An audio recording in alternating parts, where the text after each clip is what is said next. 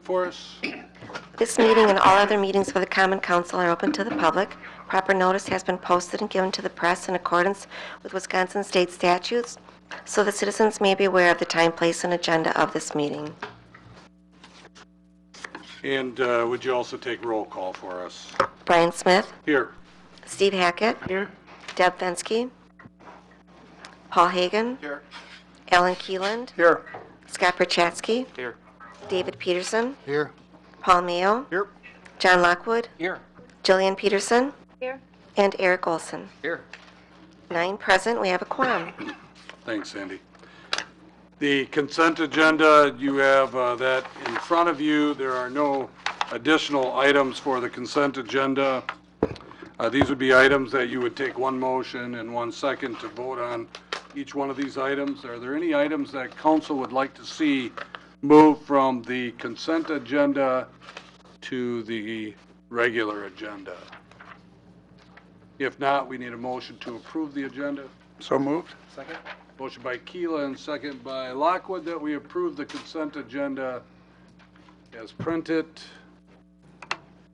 Discussion. All in favor signify by saying aye. Aye. Against? Motion carried. Our regular agenda, again, we have no additional handouts. We would be looking for a motion to approve that agenda. So moved. So moved.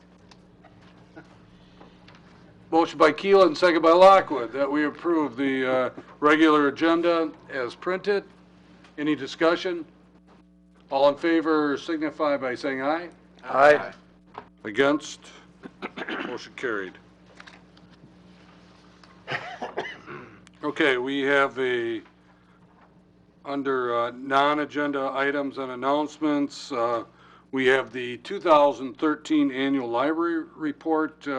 We have John Ryan, who is the chairperson for the library here. Peg, do you want to set it up for us? I'm hoping that Josh is around to help set this up. Should be live here. Chris is here. Yeah, I know, not Josh. Oh, You'll do. darn. Yay. Program already in here? It's already there. Oh, well, we're just turning on the projector here. Technology. Sometimes it's good. You might have to turn off the light. Okay.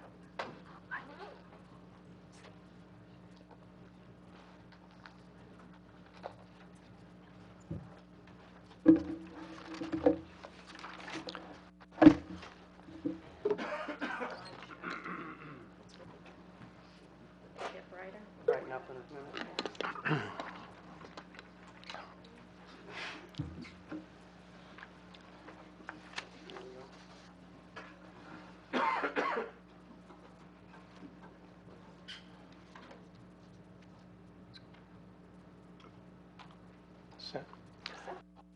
Thank you, Mayor and members of the council. I am John Ryan. I'm the president of the Board of Trustees of our library, and I'm here to present the annual report and with some illustrations. The annual report is submitted to the state every year and includes statistics collected by library staff and through OWLS, the Outagamie Waupaca Library System. For the last few years, we've been talking about how use of the library has changed. People are connecting from their living rooms, their offices, and even their vehicles. Not while driving, of course. They are renewing materials online instead of making another trip to town. You can order items and usually wait less than a week to get them from another library shelf. In a convenience-driven society, we have provided convenient library service. I'm sure you've all noticed just how connected we are with our various devices, our cells and our smartphones. There are very few people in this room that probably don't have one in reach. As a result of this trend, we've recently experienced a huge shift in the way people are using the technology that we provide in the library. For the past 3 months, wireless users are outnumbering those who use our stationary internet computers. And you can see the exponential increase over the last 3 years in this trend. But while devices have come down in price, the monthly cost of an internet connection is still out of reach for many area residents. During the winter, we had many come in who had canceled their internet service in order to meet more pressing needs, and we're trying to provide that for them. Now I'd like to address the subject of electronic books. Just a few years ago, patrons were downloading in the low hundreds. How many do you think we downloaded in 2013?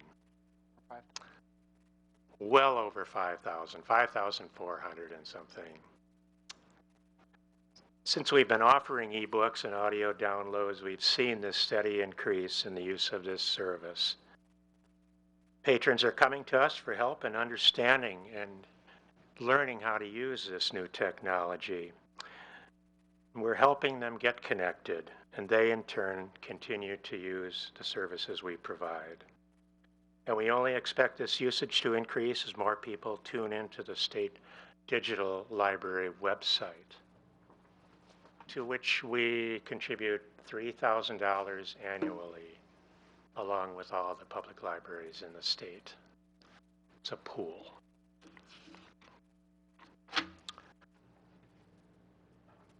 County funding. Advocacy efforts in the last 5 years have resulted in support from Waupaca County at 100% of the cost of providing service to rural patrons who choose to use our library. Also in red, you can see that Waupaca County has reached the required statutory reimbursement amount this year as well. All of that saves the city money.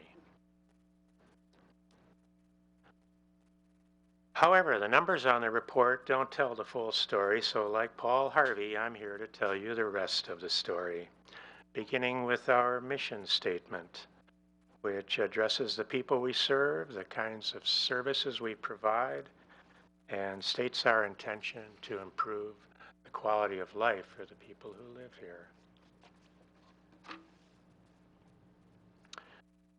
We added an early literacy area this past year, and it's seeing a steady flow of families. The library is addressing the idea that every child is ready to experience reading with our baby garden and our story times.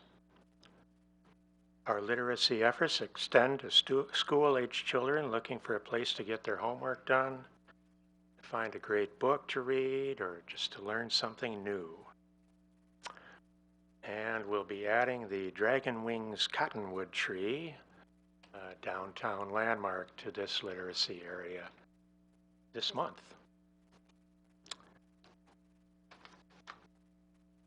Teens who are looking for a friendly place or help with their homework project, a great book to read, or a staff member to share a smile with can find all those things at the library. With programs on early dismissal days and after school, the library's teen department provides that third great place, a safe place outside of school or home where they can be themselves and find productive fun. Our Student Library Advisory Group provides the opportunity for teens to get involved, hold leadership roles, and share in decision-making. Making connections. The library is helping people connect to our history, to the importance of art and culture, and with others in our community that have the same or similar interests. As a result of a program offered at the library last January, we have a group of writers who meet twice a month to share their work and encourage their writing efforts. We have a photography club that meets on Saturdays to share their knowledge and beautiful photographs. Anyone who wants to improve their reading skills can connect with literacy tutors in our study room. One of our patrons who is struggling with reading has been meeting regularly with a tutor and checking out books at every visit. Our very popular First Thursday film series brings people together to talk and view classic movies. Last summer, we held a Native American exhibit, providing the opportunity to gain knowledge about the 11 recognized tribes that call this area their home.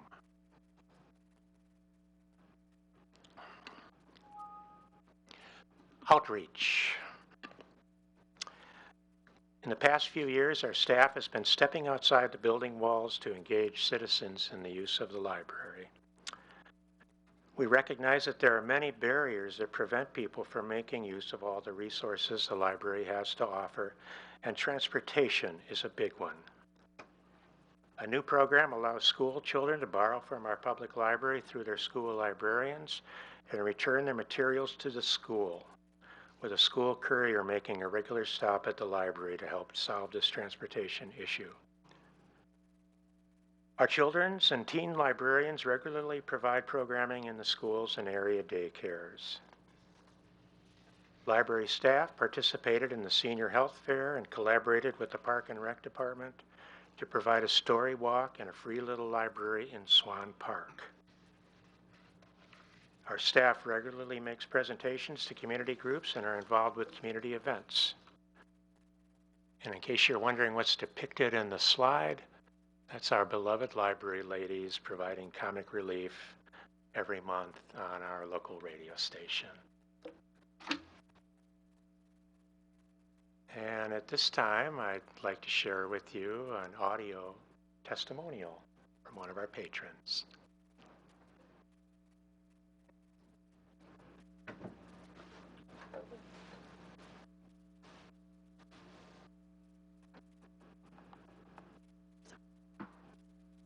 I used to live in Pittsburgh, Pennsylvania not that long ago. The library system in that city is expansive and modern, serving millions of people. When my children were born and eventually homeschooled, we began to go to our suburban library every week. Eventually, I became a dedicated library user, going more than once a week and reading more books than I had ever in my life. Library visits became one of the most important things I did for myself and my family. I checked out every book about pregnancy and birth. I learned about raising animals and keeping bees from books I borrowed. I read every farm memoir I could find. And then we decided to move about 700 miles away and start our own small organic farm. But I knew everything would work out because of this amazing library here in this small town. Before moving to Waupaca to start my farm, I visited Waupaca and King every summer practically. And every time we visited, we would come and spend at least one morning during our trip at the Waupaca Library enjoying the children's department and the free internet connection because our cottage didn't have one. Knowing that this small town had invested so much into its library, I was confident in making my decision to move here. I felt that a library is a reflection of its greater community, and seeing such an expansive and well-staffed library here in Waupaca gave me the assurance that I was moving to a healthy and sustainable place. The library said that Waupaca is a place that valued children, technology, freedom, and learning. And then, by a stroke of luck or maybe fate, it became a place of employment for me. And more than that, the library and my fellow staff members have given me a connection to the greater community, a place for support, and believe it or not, love.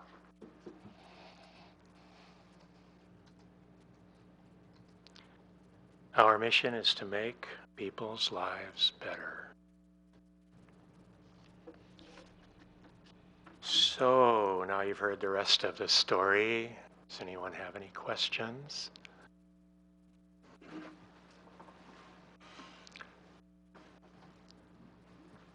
Thank you. Thanks, John. Thank you. Bless you.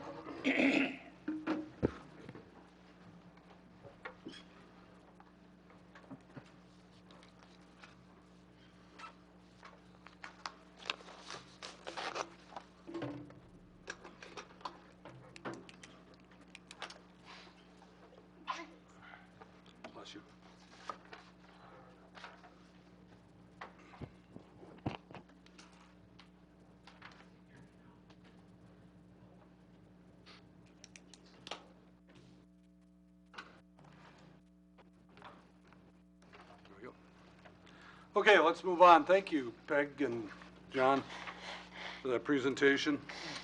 Next on our agenda, we have the annual review of the Code of Ethics. This happens after the election month. And the Code of Ethics, we do have in your packet, starting on page 7. Is there anybody that had any questions or any discussion they would like to have on that? If not, we will make sure that it is written in our record that everybody has reviewed that. Mr. Mayor, there's one question I had farther, and I think it's probably about page 35 or so. It talks about disclosing the nature and value of any gifts that people get to the Ethics Committee by January 20 next following the year in which the gift or gifts are received. To me, that says it can be over a year before a report takes place on such an infraction, and that seems like a long time. I guess I'd personally like to see that tightened up. Okay. Attorney Hart? Let's take a look at it. Do we want to have the attorney take a look at the Code of Ethics and make some recommendations to us, taking into account Alan's suggestion that we add here? Or would you like to see this brought back to our next meeting and we can discuss the items that are in there? You can see from the date that this is probably one of our longer lasting ordinances. It was published back in January 25th of 1990, so I don't think there's been any changes to that since. So there's probably a little bit of cleanup in there. I mean, I even see under distribution of Code of Ethics, we have the city clerk / treasurer. Well, now those two positions are separate positions, of course, so that could be cleaned up also. Peg? I just think that because this policy was drafted prior to the internet, that there may be some other things that need to be considered. I'd like to see this reviewed completely instead of just a part of it being reviewed. Okay. So we could put it on the agenda for our next meeting? May 20th? Yeah, the May 20th meeting, and we could go through this. So this would give council members and staff the opportunity to look through it and make some recommendations or changes to this. And it is an ordinance form, so obviously we would do like a draft ordinance, and it would take 2 readings for that to be able to be passed. All right? Anything else on the Code of Ethics? The next item on your agenda is, and Gene did tell us at our last meeting, but it's the official resignation letter for our treasurer, Gene Peterson. This is for informational purposes only. Her plan is to retire at the end of October, I think. Is that right? Yeah, without it being right in front of me. Okay. So we still have her for a few more meetings. Okay, next we have the Municipal Clerks Week proclamation, and I have that proclamation in front of me, and I will read that to you. Municipal Clerks Week, May 4th through May 10th, 2014. Whereas the office of the municipal clerk, a time-honored and vital part of local government, exists throughout the world, and whereas the office of the municipal clerk is the oldest among public servants, and whereas the office of the municipal clerk provides the professional link between the citizens, the local governing bodies, and agencies of government at other levels, and whereas the municipal clerks have pledged to be ever mindful of their neutrality and impartiality, rendering equal service to all, whereas the municipal clerk serves as the information center on functions of local government and community, Whereas municipal clerks continually strive to improve the administration of the affairs of the office of the municipal clerk through participation in education programs, seminars, workshops, and annual meetings of their state, province, county, and international professional organizations. Whereas it is most appropriate that we recognize the accomplishments of the office of the municipal clerk. Now therefore, I, Brian Smith, Mayor of the City of Waupaca, do recognize the week of May 4th through May 10th, 2014 as Municipal Clerks Week, and further extend appreciation to our municipal clerk and staff, to all municipal clerks for their vital services they perform and their exemplary dedication to the communities they represent. So that was read into the record. Next, then, we have unfinished business. We have a request, and you remember from, I can't remember if it was our last meeting or the meeting before, but we did have a request from the county to contribute to the Code Red program, and that request was listed on your agenda as $4,000. I'll turn it over to Henry, and Henry, maybe you could just explain how you came up with your numbers and who you had talked to about this. Yeah, Tim, please pipe in if you need to. You know, the request was $4,000, and I think we were very excited for the opportunity that Code Red would bring to us outside of public safety. So I guess I think I speak for all the staff that I think we're all very supportive of it. But after the meeting, I reached out to the administrators, and a couple of them weren't aware that the project was kind of moving forward, and their police chiefs were kind of working together, I think, and they had kind of committed to try to work it out and provide some funding. But reaching out to my peers, we kind of came to the conclusion that we should all pay our fair share. And this was nothing magical. I just took our populations and came up with a per capita amount. They need 13,000. They've identified 5, so we divided the remaining 8,000 by population. We've done this on the tourism project, and we did it, if you remember, aldermen that were here for the comp plan about 10 years ago. The county, we divvied up the cost of that in the same way. So, you know, I just looked at the cities that had departments, and you could see it in the sheet. It's about 22,000 people in our cities, and dividing that in, it's about 36 cents per capita. So I came up with somewhere around $2,175. But I can't tell you if the other cities are going to kick in or not. The system's live right now. But I think Andy Carlin at the last meeting walked away feeling that the council was very supportive of the project and that you were going to consider some donation. So this is just an alternative way to look at it. Where it comes from, you've got to decide which budgets it comes out of and all like that too. So, but this is just an alternative. The other administrators, I believe, are going to present it to their councils and try to raise the money from their communities as well. So, I don't know, Chief, did I pretty much cover it? Yeah, and when this came forward at the last meeting, my contacts with the other chiefs were, like Henry said, they were a little bit reluctant to contribute much of anything. The county did identify us as being one of 2 main contributors along with New London. And that's how they came up with the $4,000. So the presentation that they gave that night was geared towards that. And when I talked to Andy with follow-up conversations, they were very excited about this council committing to up to $4,000. They went and implemented that. They went to the wall on it, that this program is already up and running.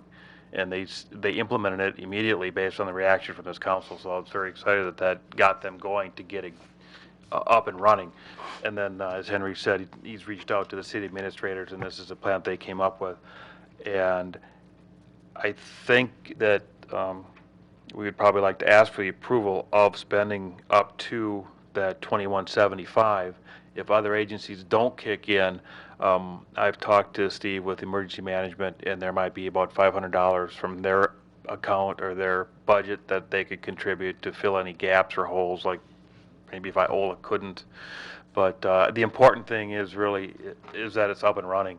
And with severe weather around the corner coming in the next day or two, I think it's excellent that they were able to move forward and get it implemented and up and running. So I guess we're looking for the approval of 2175 up to, not to exceed that amount, right, Henry? Yeah. I'll make that motion that we approve up to 2175. Okay, we have a motion by Hackett and a second by Lockwood to approve the amount of $2,175 to be paid to the Waupaca County Sheriff's Department to take care of our share of the Code Red emergency communication for the year 2014. We need to add something, I think, to this motion, though. Gene, and where do you propose that we would get this money from? Does that count in the council for 20,000 that was put in last year? That was originally in the budget for the pay study, and we didn't take it out of the budget, but we didn't assign that to anything. Right. So that would be available if you, that would be one place, and the other place would be to just take it out of reserves, I guess. I assume that, Chief, you didn't plan on this in your budget. No. Okay. Right. I guess if, right, yes. When I made the motion, I was thinking reserves. That's, Okay, would you reserves, or do you want to take it out of that? well, as long as we got 20,000 in that slush fund. Oh, let's take it out of that. Okay, well, it was non-designated, so it's kind of like reserves anyways, I guess, but we tax for that. So, John, are you okay with? Okay with that. Okay. So, along with that motion, then, would be that it would be taken out of the $20,000 that we did tax for the 2014 budget. Any discussion? If I could just add one more thing, there was some discussion or maybe some concern about an ongoing payment on maintaining this program at a cost of $25,000 a year. I did receive written confirmation from the sheriff's office and verbal from emergency management that the county will be taking it over January 1st of 2015. So this is a one-time payment for a long-term program. Okay. Awesome. All right, and along with the Code Red there, if you look on your city website, you'll see that you have the opportunity to learn a little bit more about the Code Red, people that are watching tonight too, and you also have the opportunity to sign up for that too. Now, from what we understand, and we heard this at the last one too, a lot of people will probably already be signed up for the Code Red part on their, just by the phone numbers they're able to get through databases and Right. stuff like that. It's my understanding that anybody with a landline phone is going to automatically be on. And if you used your cell phone to register for anything, like a car loan, home loan, if you put your cell phone number on any of those documents, that would be included also. But to be sure, you can go in and add your cell phone. It doesn't hurt to add it if it's already in the database. And right now, that Code Red is used for emergency purposes only, but as Henry said, that is something that the city can also use for the library, Parks and Rec, clerk's office, public works ideas and stuff like that too. So, I have a question. If we approve the 2175 and none of the other cities contribute, then where does the remainder of the money come from? Are we going to get asked again to pay the remainder? Who pays the rest of it? If we're the only ones that agree to it. Well, these are all unbudgeted funds, so I think that's a very good possibility that not everybody will kick in, and I guess the county will be, they've already deployed it, so they're not going to not follow through. I think this is one where we're all trying to be good partners, and we'll see who all kicks in. We are going to be a heavy user of being the county seat, and so I think, I can report back in a month and we'll see where we're all at, but I kind of got the impression that anything that we can give as the cities would be greatly appreciated. Sort of the impression that I got from talking to Andy. Well, and the We aren't obvious like- answer, You know, we won't get stuck paying the whole 8,000 if nobody else agrees to it. We can- what's in the motion tonight is up to $2,175. So if the county feels that they need additional monies because other municipalities do not kick in, then they would have to come back and request additional money from us. We are not going to put any more in than what we have agreed to tonight without discussing it again. Has it been asked if, maybe to raise this money through private donations instead of taking it out of our reserves or this $20,000? It's somewhat of a small amount to raise privately. I think because it relates to emergency management and the nature of the program itself, they weren't looking at donations, they were looking at taxpayer-funded programming. I don't believe they reached out that way.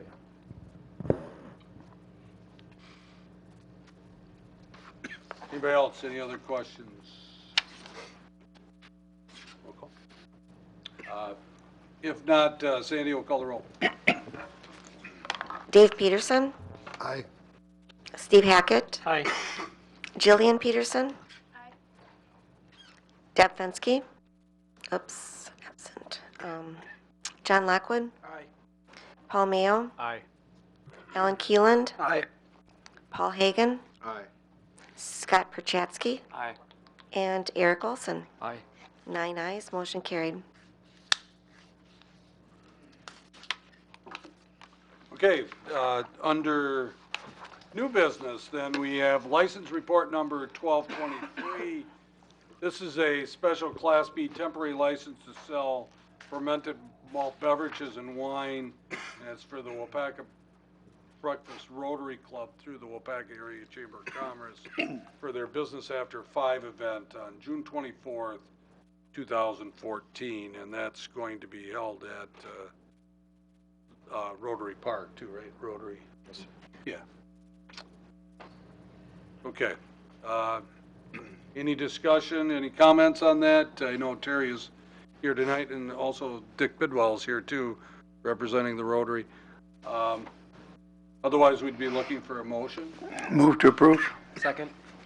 Motion by Keelan, second by Lockwood, that we approve of license report number 1223.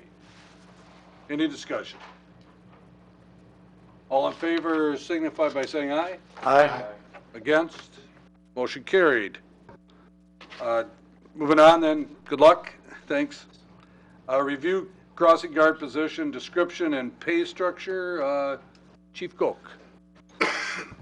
Yeah, thank you, Mayor. I'm bringing this to the council because of the continuing difficulty we're having in filling a vacant crossing guard position. It's been advertised and listed for 3 months now, and we haven't gotten a single application. I've reached out to a number of people in groups, and some of the feedback I've gotten is $9 an hour to split up my day isn't worth, quoting, get out of bed. I've reached out to 2 other communities. I'm trying to think, it was either Appleton and Neenah or Menasha and Neenah. And they typically will employ a crossing guard for more than just 2 hours in one day. Usually it's between 3 and 4 hours. We don't have the need to have them at each location 2 hours in the morning and 2 in the afternoon. It's basically 1 hour. And when we're paying them by the hour at $9, you see in the packet, and some change, we're having difficulty finding anybody that is willing to take on that position. I guess I'm looking for some guidance from the council. One of the crossing guards does plan on leaving. We've kept him on for 3 months until we find a replacement. I talked to him last week and I said, what would it take to get you to stay? And he said that he would need $15 an hour. I don't know what we do. It's hard to compare this with other jurisdictions because this is a problem we're having in this location. It's not necessarily a region-wide or statewide issue. It's a local concern. And it's the fact that I can't get anybody interested to go there 1 hour in the morning, 1 hour in the afternoon for $18 in that day, less all the taxes and everything that comes out of payroll. I guess my thought would be maybe to do it outside of an hour, instead of putting a dollar amount per hour, doing it maybe $15 a shift or $30 a day, but that's going to increase our budget. I did have a conversation with the mayor briefly about whether that position needs to be filled. That had come to council a few years ago, and it was decided then they want to keep it. So the consensus is that position should be filled, but I don't know where else to go with limited funds. If I can't attract anybody to take the position, we're kind of in trouble. Chief, may I ask a question? Certainly. How tied are you to that high school graduate qualification? I was thinking maybe you could find like the Honor Society or merit group, a high school student that could come in the morning before school and get back there after school, and for their own good, or something that would, they might be old enough at Yeah, I could explore that. There's a huge liability issue when you go off school grounds. They do use children, and children under the age of 18 to do crossing guard duties on school grounds. Like, say, if you go into the middle school, they could be, at the drive to the front entrance. But once you put them out on a city roadway, it becomes a huge liability issue.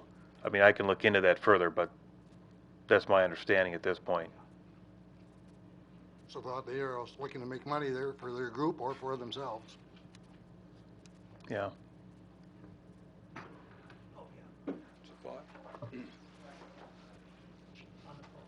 Anybody else have any other ideas? What are we talking, Chief, if we were to go from $18 a day to $30 a day? Well, first of all, are you going to attract people at $30 a day versus $18 a day? And what would the increase in the budget be if we were to do that? Actually, it would be more than that, right? Because it would be, there's 2 crossing guards. Right. It'd be So it'd be $60 close to- versus $36. close to doubling the budget. Yeah. No, I don't know how else to attract people if it's not through pay. It's a difficult situation, and it takes a very unique person that's able to be up and out at 7 a.m. and then sit around and wait all day, and then be back at 3 o'clock, and 3 to 4. I mean, we've been very fortunate with Mr. Fosgate at the Shell Station. He's a good employee. He's there every day. The other position, it's just difficult to fill those hours. And I guess there is no guarantee that if we offer $30 a day as opposed to 18, that it will be filled. I'm just going off the response of the one that's currently there, has said he would stay for a pay increase. When you said that you talked to a couple of other communities, what did they do, I mean, the extra hours, what were they Well, they're still there. doing? I mean, They were still doing crossing guard Yeah. type stuff? yes. So they're, And why it takes them an hour and a half and us only an hour, maybe it's because of our bus pickup schedule and the drop-off schedule is pretty quick. I don't know the details. It could be they have children that walk farther, so that time frame is expanded more than a central location. I mean, I can certainly look into it. I'm just grasping for straws. Like I said, I've been advertising for 3 months on this position. And you have the job description in front of you. I think everybody just knows what a crossing guard is and what their duties are. But keep in mind, it's been a rough winter for them too. They've been outside in the elements. When it rains, and when it's 20 below, and they're out in it. And I do kind of sympathize with them a little bit if you're looking at, $15 take home a day. I don't know. Chief, the school district does cost share with us, Yes, they right? pick So up half of it. if we do implement an increase, will they partner? I'll have to contact him. They've always been very favorable. When I approached him years ago, and I mean Dr. Peschel, about eliminating That one crossing guard, he was very much against it. So he is in favor of the crossing guard program. Well, you've heard, council, you've heard the dilemma that we have here. What direction do you want to go in here? I mean, my suggestion would be, Paul, did you have something? I'm sorry. Yeah, $9 for that work is not enough. It's outdoor work, especially this winter. It was brutal out there, and I walk by a crossing guard every morning on my way to work, and they're out there. They do a nice job, and $9 is in my mind way underpaid. I think 15 is probably fair and worth it for what they do. And I agree, given the fact that it's a split shift too. $15 an hour, it might seem steep, but I think you're talking $30 a day. But again, that's all going to cost money, which isn't budgeted, of course, for now. And when a crossing guard is absent, right now an officer fills that role. I fill the role on certain days. Those are problem days because I don't do a very good job and traffic is backed up. So they don't like me out there very much, but I do go when I have to.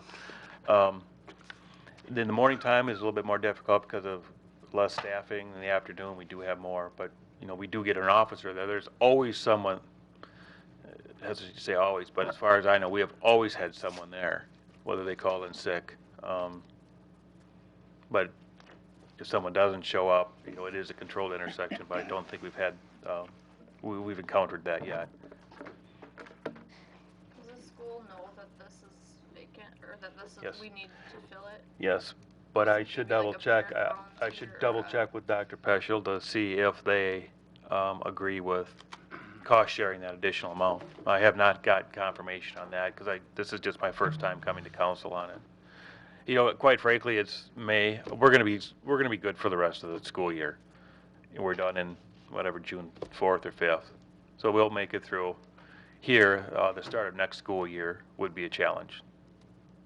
We do have summer school, but Mr. Fosgate takes that on. So I can get that information and come back probably next month, if that's okay. Yeah. Sure. That'd be great. We okay with that, everybody? Okay. No, All right. you're retired, you I'm sorry? you're retired, you can make it. Yeah, right.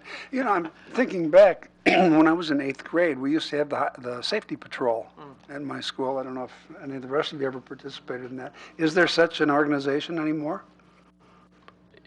They were essentially crossing guards. Yeah, again, not on public roadways. I think that's changed. Okay. And, especially looking down on Churchill Street. I don't think you want a 12-year-old out there, but I can look into the liability issues again, but I think that is the issue. They're certainly allowed to do that on school property, and they do throughout the state. But honestly, I don't think I've ever known of one to be on public roadways, a minor. Mm-hmm. I agree with Dave's point too, though, about having to be a high school graduate. I'm not sure that's really that critical. I think that could be changed. That might help attract some folks.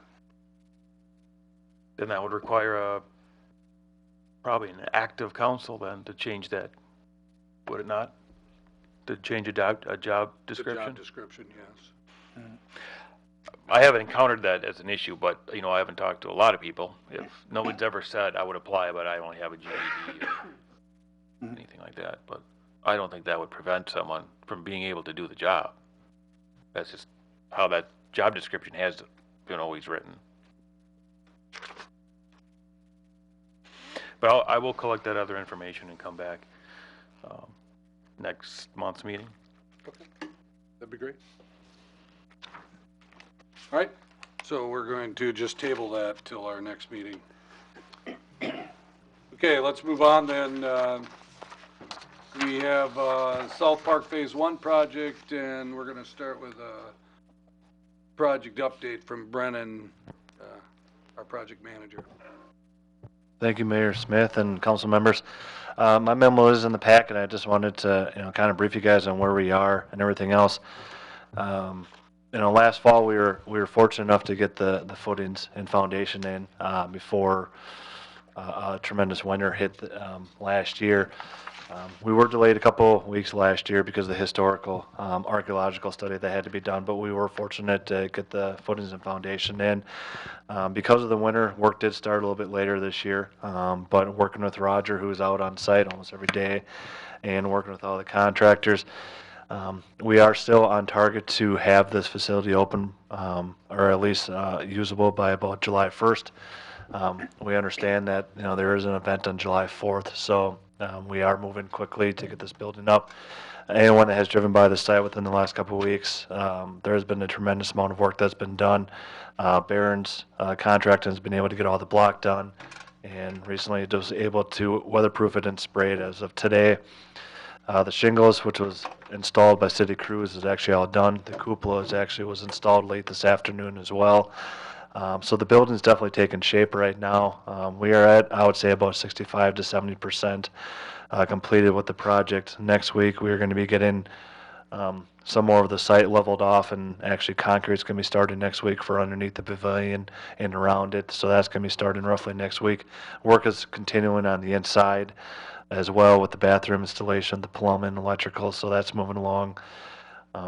But overall, we are having a status meeting on Monday, but we are feeling pretty confident that the building will be available for July 1st. Again, the building will be usable, the bathrooms will be open. There may be some outstanding work that will have to be done with the landscaping and potentially sprinkler installation, everything else, but we are on track to get this facility open and usable relatively soon.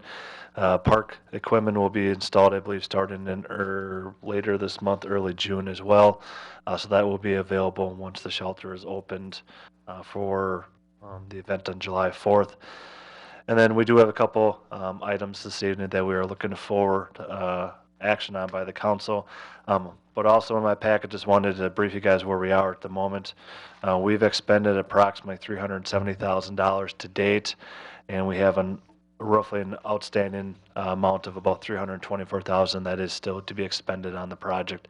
A lot of that coming with the site work that is still to be done, and some of the construction work that needs to be done with the project. Roger's been out on site. So far we've had actually overall a good amount of traffic from pedestrians looking at the project. Good comments are coming about it. People are liking the orientation, the size of the building.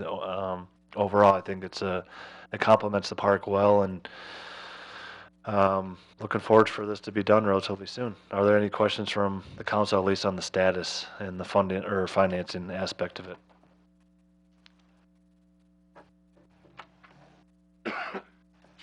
No, thanks, Brennan. No problem. Okay, and Aaron, you want to take us through the rest of that? Yeah, yes, thank you, Mayor. And first of all, I'd like to say thanks again to Brennan for all of your work, John and Henry. All of them, as well as Roger and his crews, have had a great deal to do with this entire project, and it would not have been possible without any of them. So thank you guys for that. I will take you through the irrigation bid. We have reached out to 3 different companies for the irrigation work to be done there. If you guys are familiar with the hillside there at South Park that the pavilion is going on, it has been sandy and washed out and not a very attractive area for quite a long time. This irrigation will help that grass grow and help that be an attractive area and usable green space for everyone that's there. We reached out to 3 different contractors, like I said. All are listed in the memo that is attached: Springtime Lawn and Landscaping, Shelfers, and the Sprinkler Company. We did have $17,000 set aside. Now that is for irrigation and for landscaping. Our thought was about $5,000 would go towards the landscaping, and $12,000 be set aside for irrigation. Now, we do have two of these systems in our parks currently. As noted in the memo, we do have Springtime Lawn and Landscaping as well as Shelfers. And it is staff's thought that we would recommend going with Shelfers, although that you can see that is the middle bid of $8,860. We feel that in the long run we'll have less maintenance costs. And we're also just a little more comfortable with the bid and the proposal that they have given us, which is in your packet as well.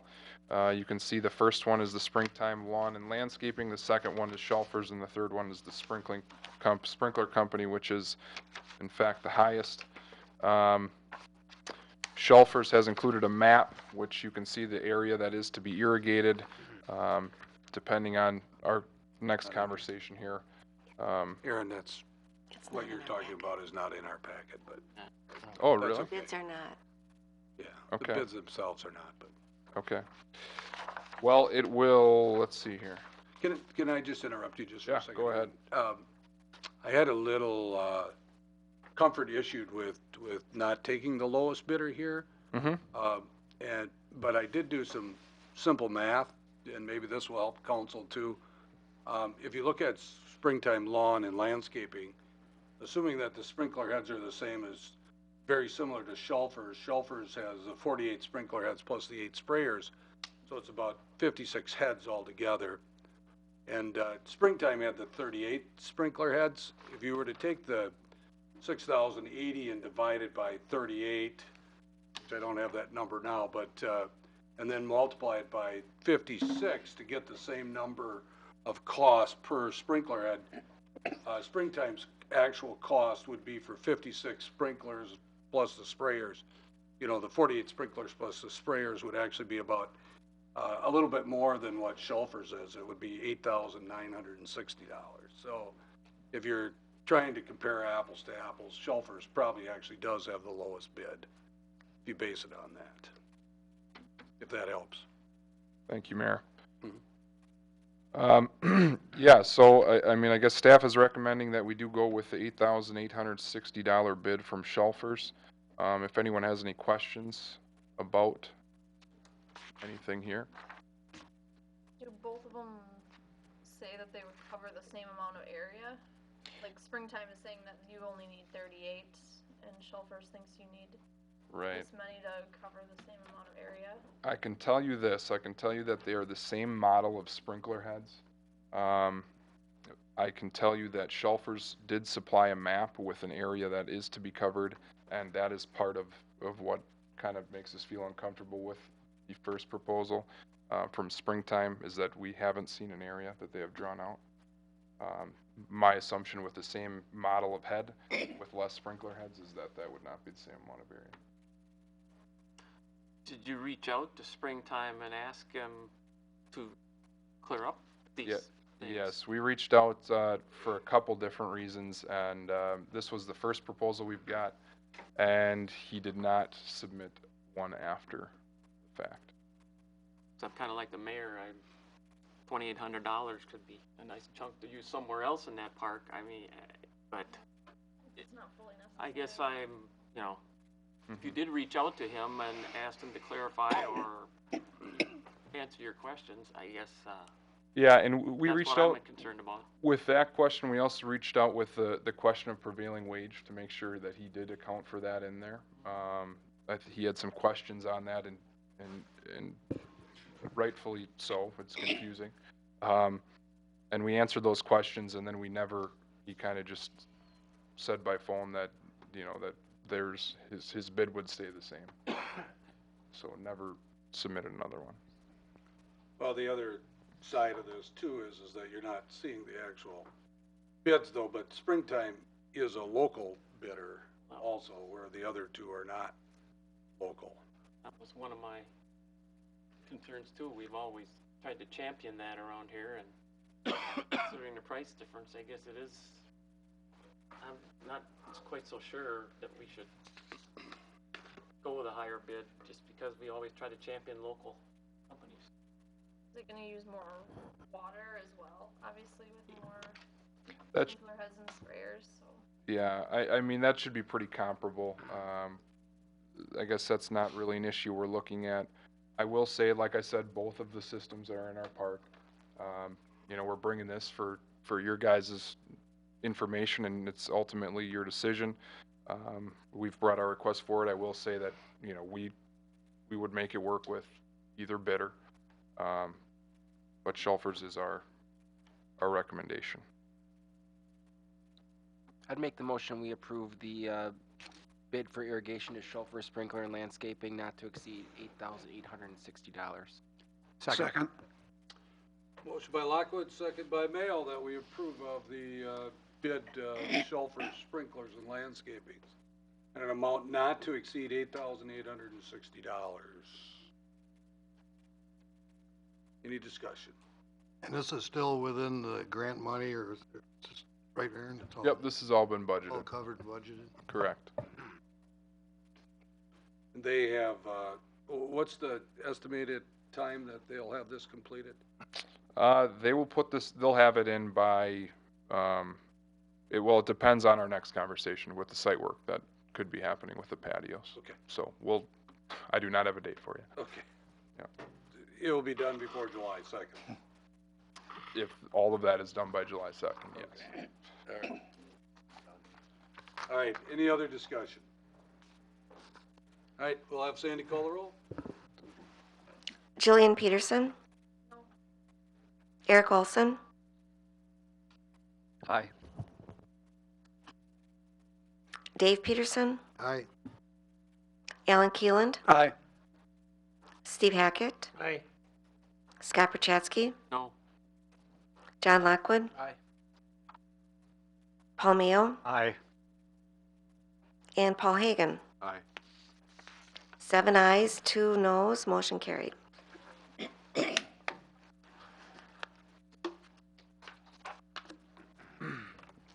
Go ahead, Aaron, you can move on. All right, thank you. We'll move on to the second memo that we've prepared, and this one is to award the alternate bid of patio A. Now, just to kind of originate what our discussion, to kind of explain where our discussions have been the last week. As you guys know, Roger Hansen has been in the field with dealing with a lot of the contractors on a day-to-day basis. Early last week, we were approached by Kevin from Altman on decisions on what we're going to do with the patios, if we're going to do anything with the patios. And we realized that pretty quickly that we had to make this decision right now because of the fact that if we were to do these patios later, we'd have to come in, tear up the entire hillside. If irrigation is in at that point, that could be affected, and it would be unusable for another, duration of time. So basically what we did is we called the meeting last week, city staff got together, and we looked at options, and what we did was, if you guys can see, now this is in the packet, I believe, correct? Yes. Your memo. Yes, the memo with the attachments? Yes. Okay. If you get page 27, thank you, John. If you guys will look at patio area A under the bid for from Advanced Construction, they did bid patio area A as a $50,470 project. We looked at both scenarios, whether we added one patio, 2 patios, and what that cost would be and how we could pay for that. Now, what staff ultimately came up with was the option of basically accepting the bid for patio A, but ultimately having a change order for that. And that change order would make that patio larger, but it would also save costs on, we would not have to build an extra retaining wall. That would be a substantial cost. We would also take out the concrete to fill that area and would just leave it as a limestone base at this point of the project. That is to save costs as well. We feel that limestone base is a very usable option right now, and then we can go ahead and find funding and pay for the patio, whether it be pavers, concrete, stamped concrete, at a later date. But this way we can get that excavating done, we can get that retaining wall put in at the time that the other construction is going on without disturbing that area at a later date. Now, Henry and I went and did speak with Archie over at First National Bank, and we did have a conversation with him and kind of brought this forward to him, and just to see what his thoughts were. Archie was in favor of it, and we kind of asked if we're able to use up to $35,000 in private donor money to get this completed, if he would be in favor of that. He said he was. So that is how we're proposing to do this. If you look at the memo, you can see that we did take a couple of item numbers out of the patio area A bid. Item numbers 2, 3, and 6, we all took out for that savings that you see. So that brought it down from $50,000 to about $33,000. I will say that the numbers in this memo could move, but it will. I'm very confident it will not surpass that $33,000 mark. For example, I think we're going to save money in the excavation. It is $5,000 there. I think we're going to save money in the railing. We're not going to need $8,000 worth of railing after speaking today and meeting on site. But I think the modular block wall, retaining wall cost could go up, which would probably offset some of that. But I'm very confident we can get that done for right around $33,000. So once again, I guess this would be asking for an allowance of up to not to exceed $35,000 of uncommitted donor money to complete this partial construction of patio A. And if anyone has any questions, please let me know. This is a little different than, this is the first I saw of this or talked about it was today, but I want to make sure I understand when you say $35,000 of donor money. This is additional donor money. Correct. This is not $35,000 that we're taking out of the second phase. So we're going to have to come up with $35,000 in the second phase because of this. It's $35,000 of uncommitted donor money that was not committed to phase 1, if I'm saying that correctly, Henry. Yeah, let me, Again, that's not answering my question, though. okay, the donors committed to $500,000, but they actually raised like $535 over 5 years. To date, we have $310,000 of donor funds on hand, and $230,000 is committed to this phase 1 project. Phase 2, we've got $25,000 of donor money, so it's $255,000 committed, and phase 2 grant, if you remember, did get awarded. So we have $255,000 set aside of donor money. We have $310,000 on hand, and we are due to collect another $75,000 in 2014. So we'll have, by the end of the year, $385,000 of donor funds on hand. So doing this project is not going to cost the city $35,000 more to do the next phases. No. Okay.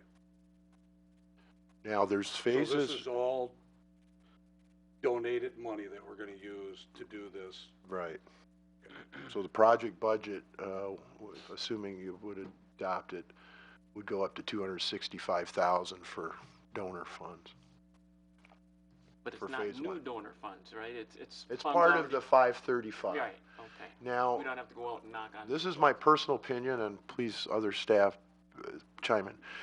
It was a 4-phase project, and there's a lot of stuff in that plan. If you remember, there was that nice pathway along Mirror Lake and the cut over to Berlin Street. Well, it's not likely that we're going to get that right away, I don't believe. So I don't know that that piece of the project will get completed. You know, we do have the a boat launch. We want to put a boat dock in, and that's a project we haven't heard from yet, whether our grant was successful. But we also envision fixing the boat landing that's there now. But there's not a whole lot of other projects really that are critical down there. Maybe some of the stormwater management stuff that was in there. So, again, this is my personal opinion. I don't know that ultimately we'll be spending $1.5 million down there over the course of the next few more years.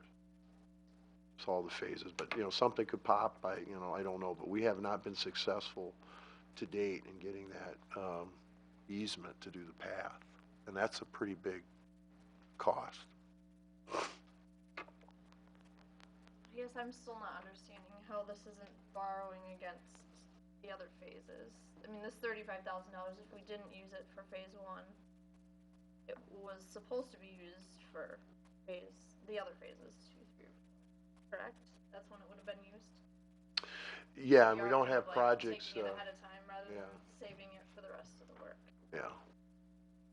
I thought you said we got an additional $35,000. We did. They In committed donations then. the commitments, over five, they committed to $500,000, but actually it came in at 535 when all the fundraising was done. So you're using that additional 35 in the first Well, I phase. guess you could look at it that way, but, we had funds on hand. From a constructability standpoint, we think it makes a lot of sense, and it's just gonna enhance the use of that pavilion if we could put this patio in. And it's a compromise. The original design had the 2 patios and the 2 tiers.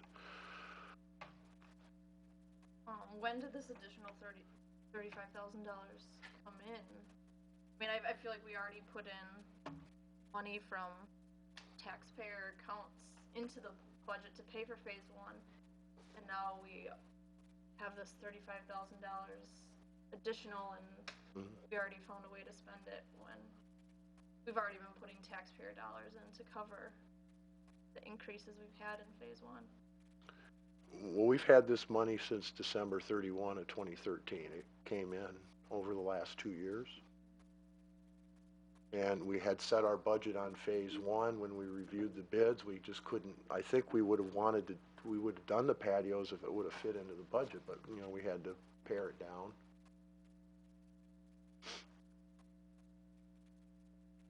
Aaron, will any of this construction, will this all be done by Altman, or is City Crews gonna get involved in this patio a little bit or not, or to save us something, or can they? Yes, yeah, we haven't had the discussion. City Crews, can do some of the work. We're talking today on site. We haven't decided what they would do or All right. what role they would play in that. And aren't you saying by doing it now, could possibly be saving more money down the future from redigging up something, or? Yeah, I think that is definitely the case. I also think that you're going to be saving money by doing half of it now, and then half of, if we do the pavers at a later point. And we're not paying prevailing wage and things like that as a part of the project on that. So there will be some money savings in laying the pavers at a different point as well. I would move that we award the alternate bid for patio work not to exceed $35,000. Second? Motion by Mayo, second by Olson, that the council approve of the alternate bid A for the patio work for an amount not to exceed $35,000. Any discussion? I did have one more question I brought up on page 24. Just, it's formality of the contractor, how it was written. I didn't understand under, what paragraph was it here? Paragraph 2. Paragraph 2. It's written in there that something is to be done within 7 days, but in parentheses 10. I can One of those answer. may be wrong. What's in your package is the original bid form that when we accepted bids last, I'll say late summer, early fall, we have reached out to Advanced Construction regarding the numbers. They are going to hold true to their numbers on what was actually submitted last fall for instance, the $40 for a vertical foot for the retaining wall. All those numbers are remaining the same. So again, the formality would be, we're okay. From a formality standpoint and contractual standpoint with Advanced Construction, we're okay to accept the bid this evening. Well, I think Dave's question actually Because was, which is it, 7 I or can, 10? I can respond to that. That's a typo error that MSA put together on their bid spec. That's, So which is it? 7 or 10? That's all the way to last fall. We don't have to worry about it, is what we're saying. Which is it though, 7 or 10, or take it out, one or the other? yeah, it's typically 7. I guess you can use either number, but it's a typo error. They did change it, and that's a mistake on their part. All right, 7? 7. Okay.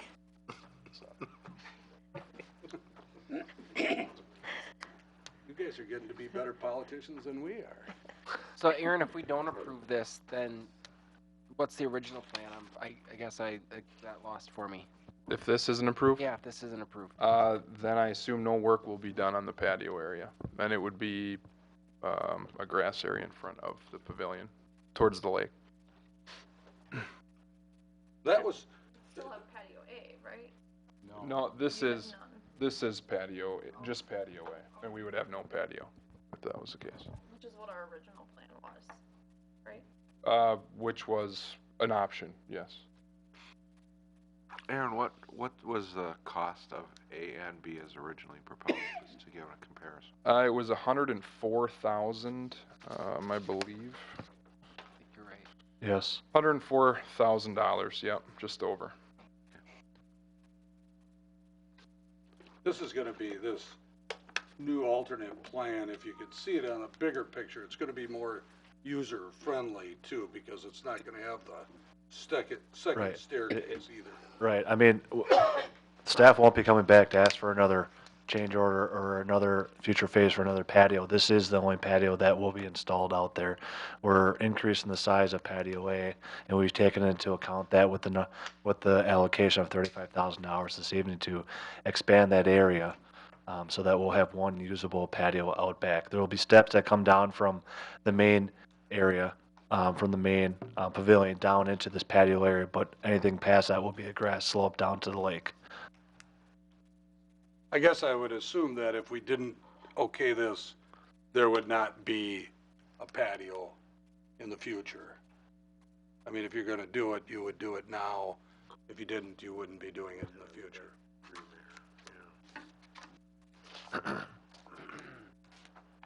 Any other discussion on this?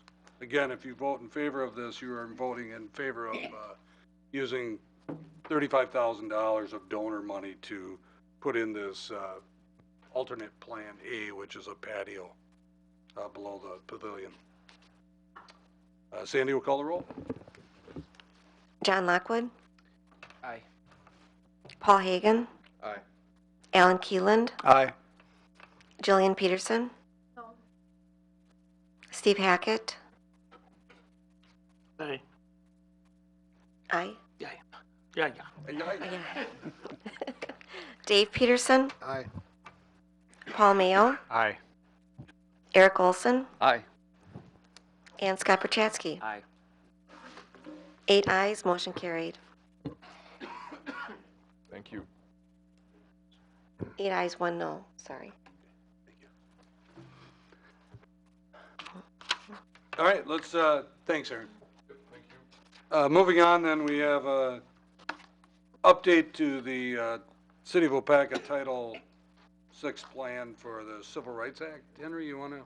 Yes, sir, thank you. This is an administrative item.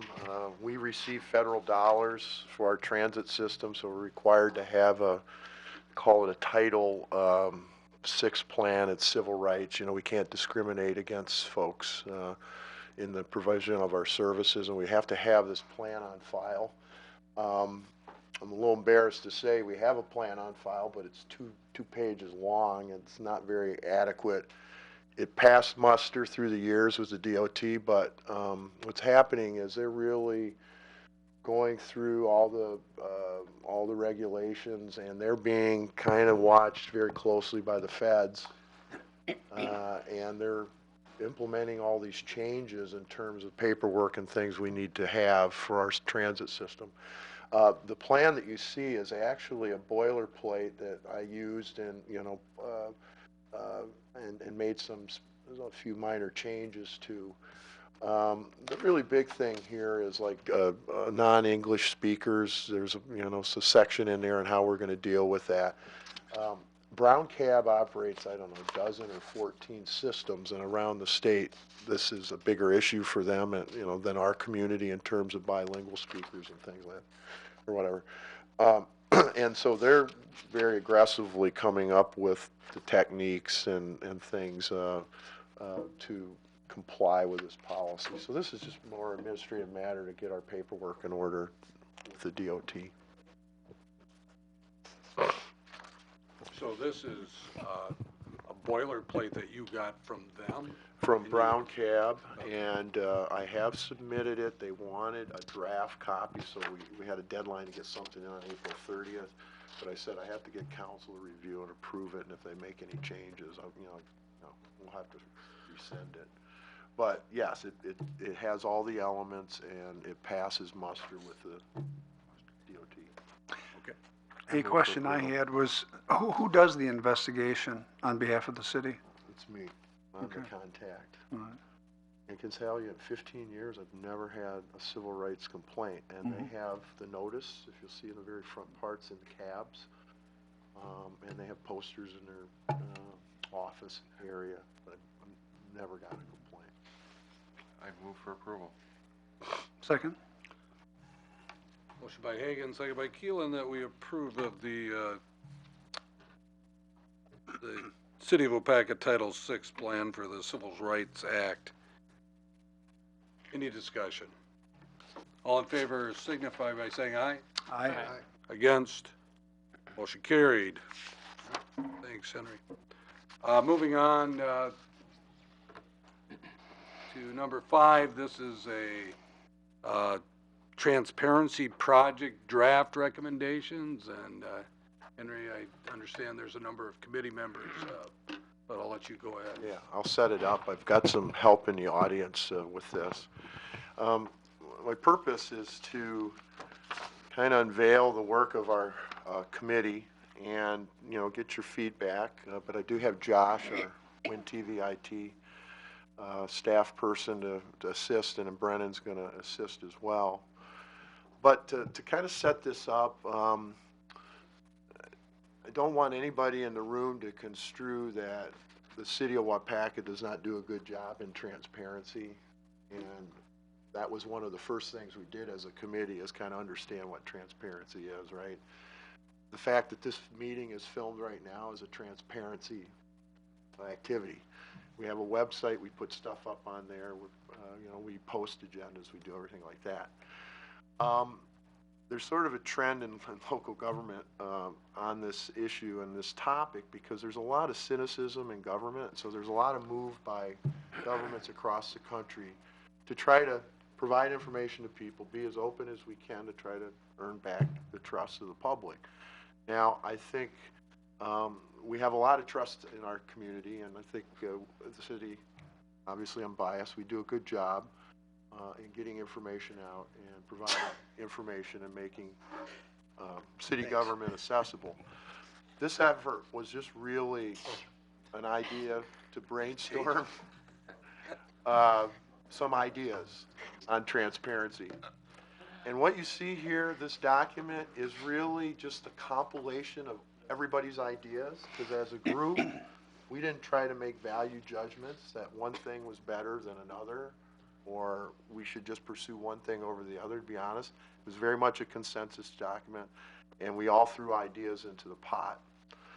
And I want to thank the team members. Some of them are here, but Barb Ropert, Josh Werner, Tamara Jacquette, Patsy Survey, Brennan Kane, John Edelbeck, Jesse Landry, and our 2 interns, Spencer Hauk, and then Jordan Nordby's in the crowd. And I think I left off Dominic Frandrick. He attended one of our meetings. But this is really just a lot of ideas, and we thought they were all relevant, and we wanted to bring it forward to get your reaction. But specifically, we want to get the go-ahead today on one element of this, is to get going and altering our website. We have a window opportunity where we got to tell our vendor, we don't want to continue. And we think we have the ability to do it in-house. So, Mayor, I would hope that the council would support our moving forward on that. And it wasn't addressed in my memo, but it kind of makes sense that we think doing the survey is a good way to find out what people want as information too, and we'd like to pursue that. So kind of 2 elements, but I don't know if it's up really to the pleasure of the council. You want to deal with the website stuff, and then we can talk briefly about everything else that's in the document, or you want to do everything, review everything, and then do the website? Let's do the website. Seems like the easiest thing to talk about. I'm not sure how website meets the transparent, I mean, taking it outside of the outside of the city and doing it in-house, I'm not sure how that relates to transparency, but Josh, maybe you can help us on that. Yeah, it gets the platform. Yeah. Yeah.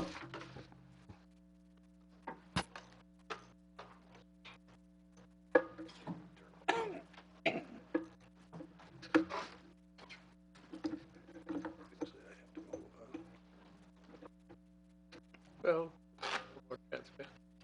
Transparent? Can't see through yet. You are really fun. Never get this right. Manny didn't even know it.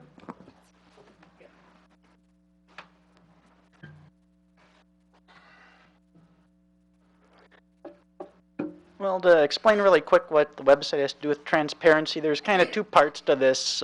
We've got a website team that meets every other month or so and reviews what's going on with the website, and we felt it was time to really look in depth what we're doing with it. And we found a number of changes in this transparency project, identified another number of things we could be doing better on our website, different on our website, some additions to the website. So these two separate projects kind of merge well together at this point in time and make sense to try to accomplish at once. But I start working with Brennan maybe in December. He wanted to accomplish some things on their community and economic development website, and we found our current vendor lacked the tools to accomplish what we wanted to do. So we start playing around with WordPress, which looked really promising for what we wanted to do, and one thing led to another. We've basically rebuilt his department's website on WordPress, and through that and through the website committee, we've identified some things to the website we'd like to change and do different. And some of those things, our current website, pull it up on your smartphone or tablet. It's not very friendly to use on there. So one thing we want to accomplish is get a website that's mobile friendly. We're really locked into what changes we can make with our look and layout of the website. By taking it in-house, we have full control over those changes. It took, for example, 4 months for our website vendor to change out that picture at the top of the website to something that represents Waupaca instead of a stock image. And that's something we could have had done in minutes instead of months by doing it in-house. Studying our website statistics, we've identified what departments, what areas get significant web traffic, and we do a much better job highlighting these departments on here, make it more friendly to use those. Park and Rec's one of those, and they're buried in here, and not the most user-friendly setup. We lack the ability to put emergency information front and center on the home page. When we had the water trickle noticed, I had someone approach me, how come I can't find that? Well, I can't put a big box at the top of the website that says that, and that's another ability. We can get really important information front and center by making this change. We open up some features with blogging, easy updating capability. We've got 3 departments that have their own website separate from the city website just because of limitations of this system. Those would get remerged back in here. And it would make our website easier to use for our staff. And as we learned from the transparency side of things, the website's organized really logically. If you want to find Park and Rec or Public Works, you go to departments and get there. But we found, there's a lot of information that maybe people are commonly looking for that you kind of do have to dig for or kind of know your way around. So we want to, revamp how the website's set up to make that easier to use and get that additional information out there in a easy to use manner.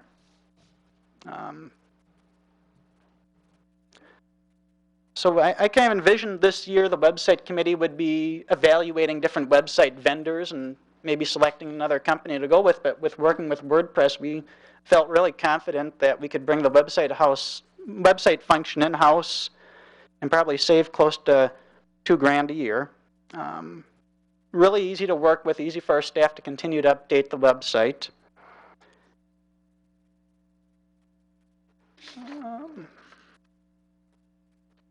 There are a number of municipalities, companies using WordPress for their websites. And so this is what our current website looks like.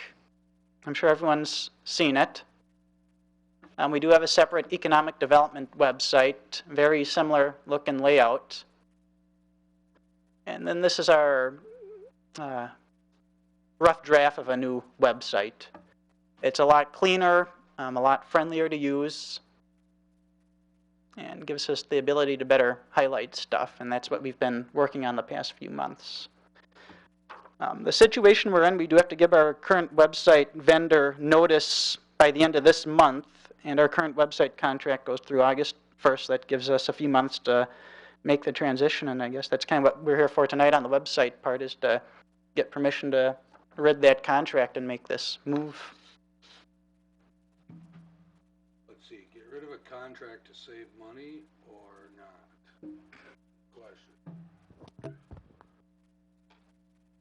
So this part of the request tonight then would be to just give city staff permission to void the contract that we have with our current vendor and move this website building in-house. So move. Second. We have a motion by Hackett, second by Hagan, that we approve of the getting rid of the old contract and doing the website in-house. Any discussion? All in favor signify by saying aye. Aye. Against? Motion carried. Is that supposed to be a roll call? No. Okay. Thanks, Josh. Thanks.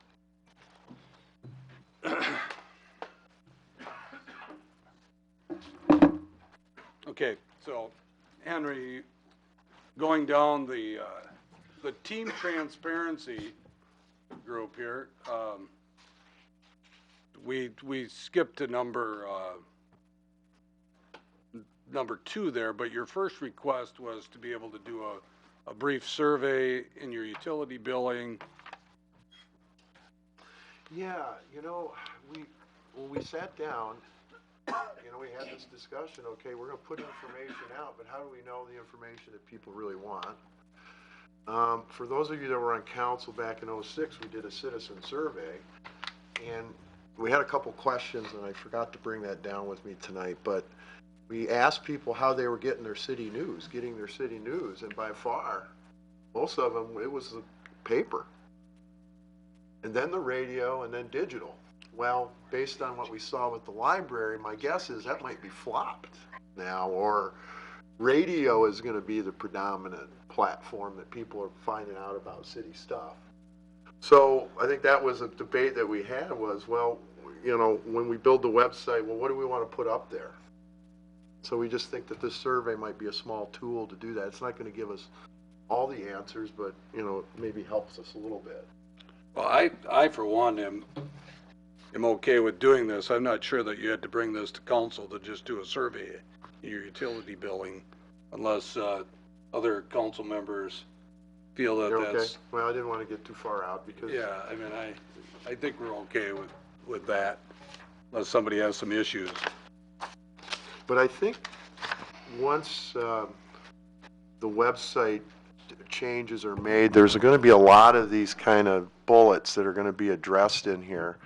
Like topic 3, one of the things we did as a committee, we did a webinar and looked at 4 cities, and they were kind of known for their transparency efforts, but a lot of their stuff was around kind of financial information, putting more financial information out there, like the city checkbook, like where you have that information now in Gene's monthly report, but you got to find it.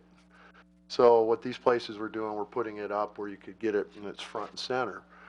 But in some of the staff's research, there were places that were doing some pretty neat stuff with like virtual public hearings, and we thought, well, that would be kind of a neat thing to try. If you got a topic of interest, we would provide a digital platform for people to comment on it versus having to come to City Hall to make a comment or something like that. So that's sort of the idea on number 3. Is that part of Josh, is that part of the website, and how does that work, and what's the cost involved there? Well, I don't know if I quite have all those answers. It's when we were studying this transparency, we found a few things fell into it. Transparency, open data, which Henry was talking about, and citizen engagement being kind of the third prong of that they're kind of separate, kind of, really kind of tied together. And I've been able to identify a free open source engagement platform. So there could potentially be a cost there. I don't, we haven't spent a lot of time looking at that aspect either. Okay, so that would be something that you're, Something down the road. It wouldn't be Yeah. part of this. It would be something additional that we'd maybe look at once the new website's up and running. so something for the future, but Yeah. you just wanted to bring our attention. Yeah.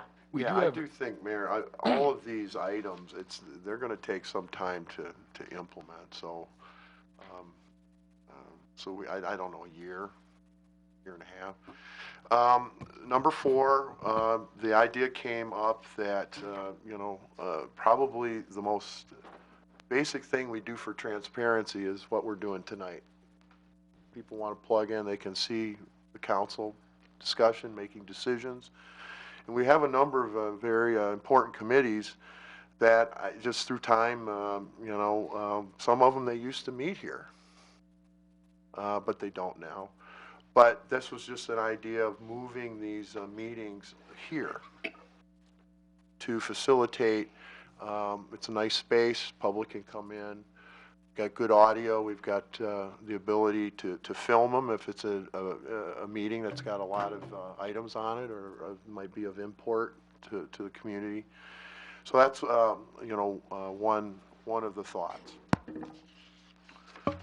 And those would be the Police and Fire Commission, Park and Rec Board, Library Board, and Airport Board.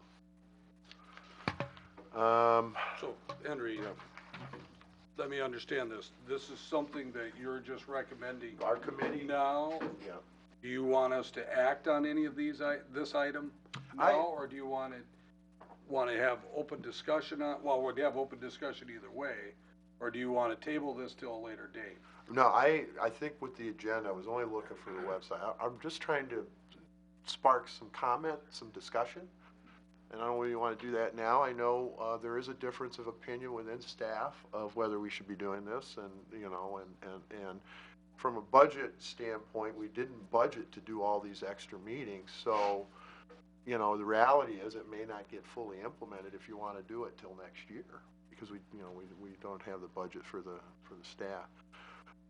So my intent was just to throw this out and get discussion going on these items. Okay, so do you want to discuss this item? Sure. Okay. You want to Does discuss? anybody have any opinions on this? Sounds good to me. Okay. Who's gonna input all these items, Henry? I mean, you're talking about checkbook, and who's gonna? But right now, we're just talking about number 4. All right. Which is Well, the filming I thought of we were the discussing city-related everything. committees all and right. commissions. Okay, I know, Chief. Well, I expressed my concerns last week. Being an optional powers police commission, the reason we are optional powers is separation between police and council. That is the main purpose for optional powers. And it really should be up to my commission to decide where they're going to meet, not a staff board. And when this came forward, I mentioned my concerns to Henry. And my commission isn't aware of this recommendation or suggestion to move. And I think it's important to get those boards informed and get their input, not other city staff. That's my opinion. Same way with, well, I don't know about the Park and Rec Board, but I talked to Beach from the Airport Board, and I guess I'm not going to speak for him, but it's important that we have our meetings at the police department. We have issues that come up that require me searching for papers, and I will leave the room to go get it. It's right there. We often will request other input from an officer or the sergeant that would be working. They're right there. They're comfortable meeting in the police department. We do have ADA accessibility. I don't know of any complaints of anybody that had gone there and not gotten in. Again, I think it's important that we look at my police commission to make those decisions. Yeah, I think the Police and Fire Commission did meet in this building at one time. That was before our new building, Yeah, before we yep. even had a meeting room. Right. Now we do have a facility and ADA accessibility. Well, again, it was I think it's low-hanging fruit. And I think, in my opinion, it's democracy, I mean, these are decisions, important committees are making decisions. Now, maybe as a compromise, we can take the audio and put it up on the website or something. Might be an option. But I don't know, it's kind of hard to argue against openness, I guess. But, that's... I'm not I'm not stating that at all. You I'm just saying like the the meeting. location Yeah. should be dictated by Sure. each committee and commission, not staff. Yeah. Yeah, I appreciate that comment, and you do have a meeting room for that. I mean, there's a couple of options that you could do. There could be some way that could be filmed over there, although that would be additional cost, I would assume, to be able to set up over there, and you would be tape delaying it, I'm guessing. I don't know all of that. The other side of the coin, of course, is that we have a council chambers that's set up perfectly for meetings. We use it, less than 5 times a month, and this would be a great place to have meetings.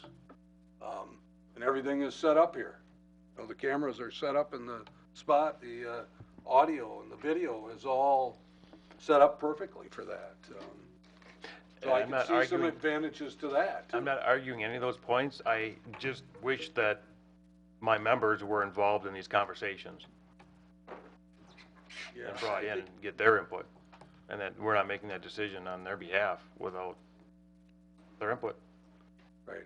I'm happy to go to your next meeting, or somebody from our committee could go talk to them. Awesome. Peg, you're one of those that is not I'd like my meeting. library board to weigh in on it, even though, we're willing to be filmed. It's nice to meet in the library because that's what you're talking about. It feels like you're talking about the library when you're at the library. But I would like to have our library board weigh in on whether they were willing to meet in council chambers. Okay, and Aaron? I know, again, Parks and Rec, when I was a council person, we used to meet right in this room, and I know you have a new building and you have area to do it over there, but Right. Yeah, and we talked about this a little today at the staff meeting, and I don't see there being a big issue with the change in location for us. I do know that there are times, as Chief pointed out, that I will run to the office and grab paperwork if we need something for the meeting. That would be a convenience factor. I guess we do have 2 aldermen that are on park board here that it would be nice to get their opinion as well as the park board. But in my opinion, to me, I would be fine meeting here in the chambers. okay. I think it's important, quite honestly. I mean, when I first became mayor, one of the first things that we did is we started videoing all of the committees, the main committees, and before that, we had just done council meetings and so on. So I still think it's important. We never got to the point where we actually videoed the library board or the police and fire commission board, or even the Parks and Rec board for that matter. So these are different ones beyond that we never did video on tape in the past, but. Okay. Well, if it's appropriate, I'll work with the chief and Peg, and we can get it on their agendas and they can talk about it. Again, don't get me wrong, I'm not contesting openness. We have no problem with being videotaped or anything. They'll probably give some good fishing tips because that's what our meetings consist of, but that's fine. I'm not contesting that. I just think that it's their commission, it's their optional powers committee, and would ask that they be involved in this decision and that it not just be a council decision. Right. Right. Understood. Okay. Item 5 has to do with our budget document, and this might be one that doesn't get done for a year. It might be something we work with Gene's successor on. But really all doing here, it's a fairly typical thing to see in budgets. My first few years here, we used to do it and just stop doing it. But on every department, you have a small org chart and all the positions in that department and their annual wage and cumulative benefits. And then you describe the department, kind of sort of what its mission is. And again, just the budget document is probably the most important policy thing you do every year. And right now, if you pick it up, it's just a bunch of line items. There's a narrative in the front, but it's meant to kind of provide a little more information. And I don't think that's very unusual. If you look at some other cities' budgets, you'll see that kind of stuff. 6. So number 5, we're already producing this? Well, And you just want to put it out on the website? No, we need to, we're not doing it now. I want to include it in the budgets in the future.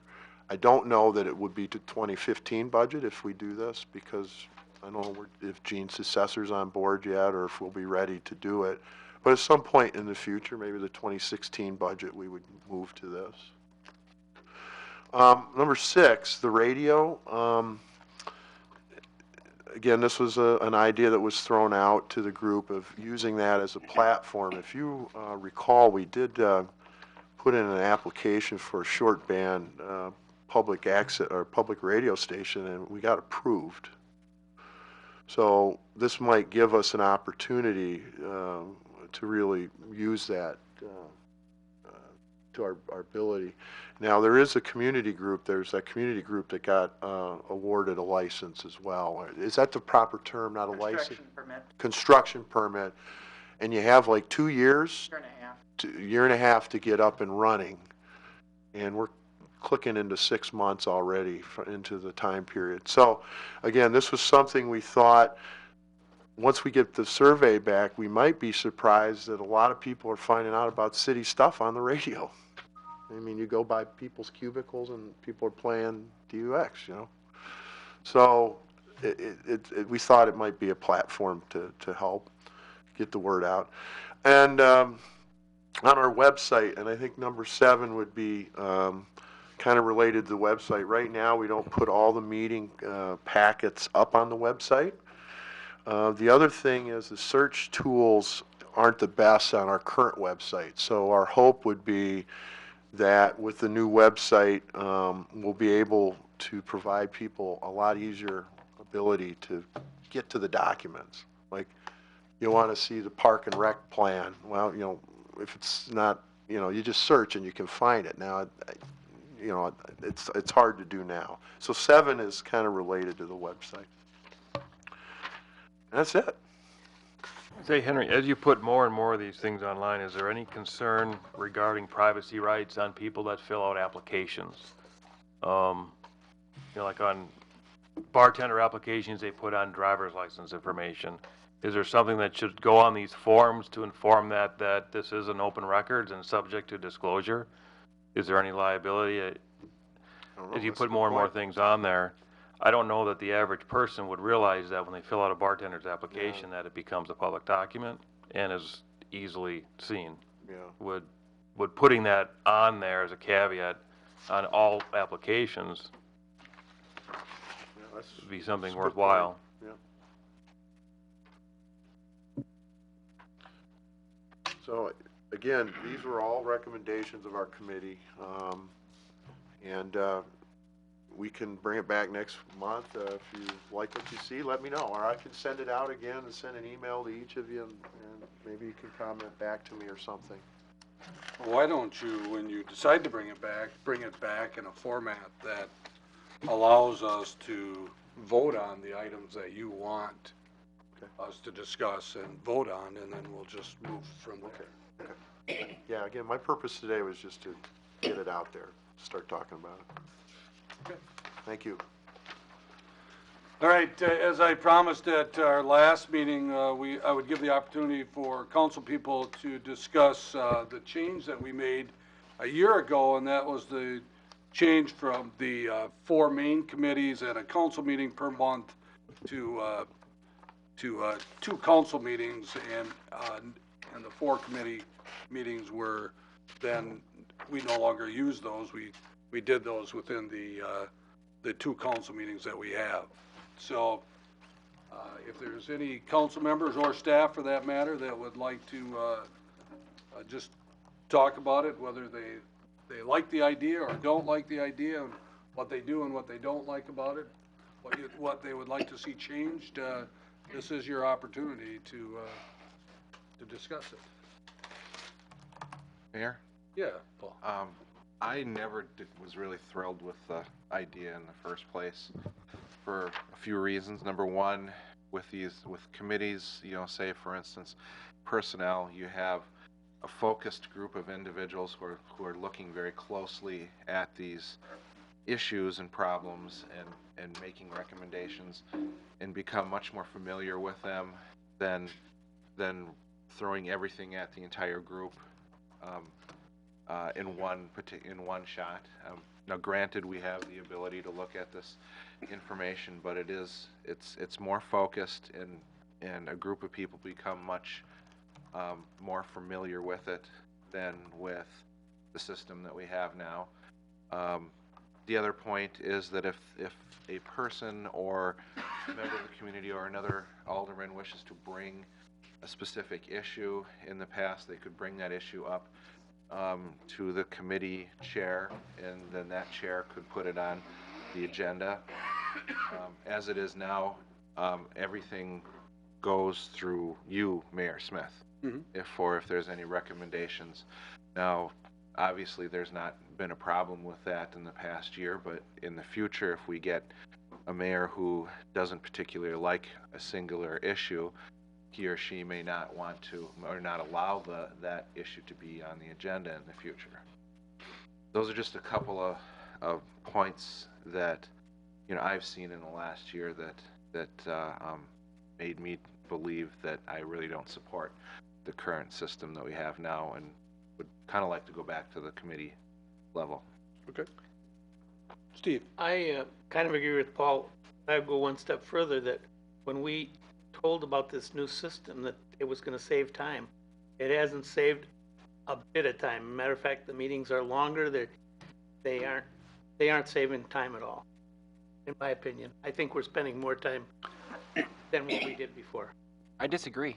I think we're saving a lot of time because we're not talking about it at a committee and then bringing it to a council meeting and talking about it again.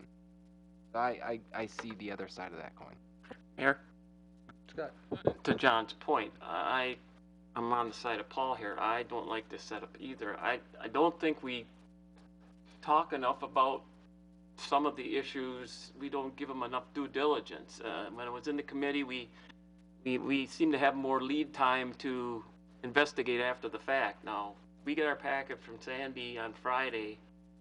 The weekend goes by. We maybe have Monday to try to contact somebody about some question, and then we're at the meeting. And whereas when we were in committees, we would have had some time, a lead time, a little more time, like a week or so. And the other point is, I think it gives a little more, it seems to me, just watching this over the year, it gives a little more influence on what staff likes to do than maybe what it gets run through a little more fast, it seems to me right now. Staff brings something together, we sit here and look, and it's like, okay, and it's either it just doesn't get enough discussion. And I'd just like to go back to committee meeting. Okay. Anybody else? I agree with John. I think the redundancy that we had in the old setup was unnecessary. It's not only redundancy for council members discussing it, but if we had somebody appearing in the audience who's testifying on an issue, a lot of times it would be necessary for them to appear twice. The current setup, it's necessary for them to appear once, and it's a lot more convenient for them. And this current setup eliminates a lot of the redundancy that we had before, which was significant, in my opinion. So I like this present setup. We may be spending a little more time. I agree with Steve. I haven't actually looked at it or analyzed it, but it seems like we're spending more time, but I think it's worthwhile. Yeah, with the time issue aside, I think it's better, I agree with these two, to have the entire group hearing all the information at the same time, and anybody that speaks in the audience, so that we're all getting the information firsthand together and can make decisions at that time, instead of relying on the smaller committees to come forward with the recommendations, and we have to take, that information that we either read in the packet or just through the recommendation itself. And like he said, sometimes people have to come back for the second meeting, and I think this is working out fine the way it is. Alan, you were on committees for a little while there. Yeah, actually, I was only on, I think, about 4 months. I like this structure better myself, personally. I think it is saving time. I guess the thing that really bothered me, though, is that if the committees came forward with a recommendation to council, and council turned it down, why did the committee even bother to begin with? I mean, it still ultimately resided with council to make the final decision, irrespective of what the committee recommended or didn't recommend. And that came up with the fluoridation issue, as I recall. The Public Works did not make a recommendation, and it came to the council anyway. So I think this structure is working better. I think this is a better system than what we had in the past. Let me just finish, Scott, here. Jillian, I think you started. Yeah, you changed to the 2 meetings a month right when I started, so I wasn't a part of it when it was the. Okay. Okay. So it's hard for me to judge. Okay. Scott. I hear the common theme of some of the guys about time. We're all worried about our time.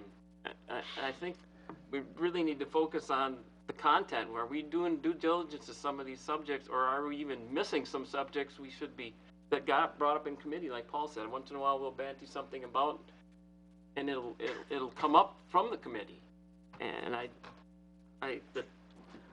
if we didn't want to spend the time, we shouldn't have got on the council. So I don't like the time factor involved. That doesn't seem to be a critical That point. came from the guy on your side, and you.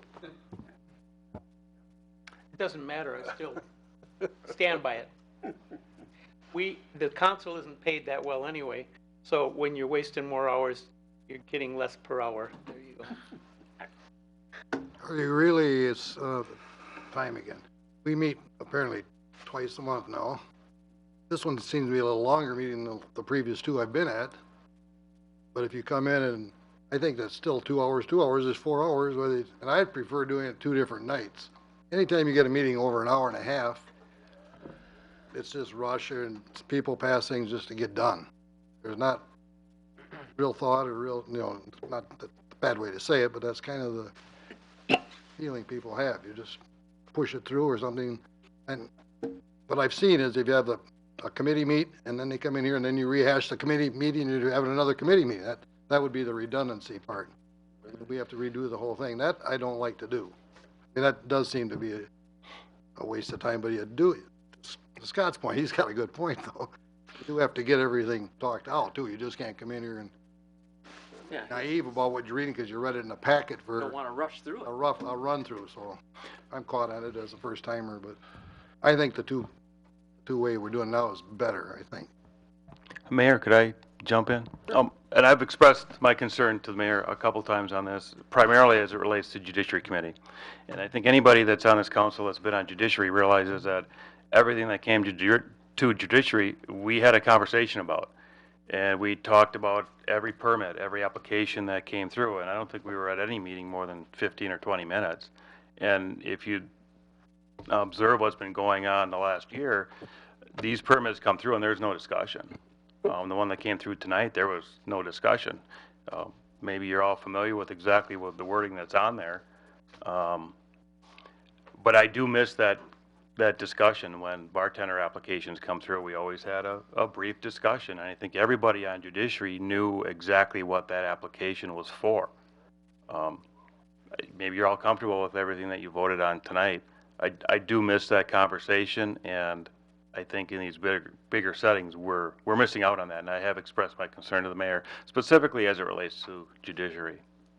I think we're missing a lot of interaction and conversation related to these applications.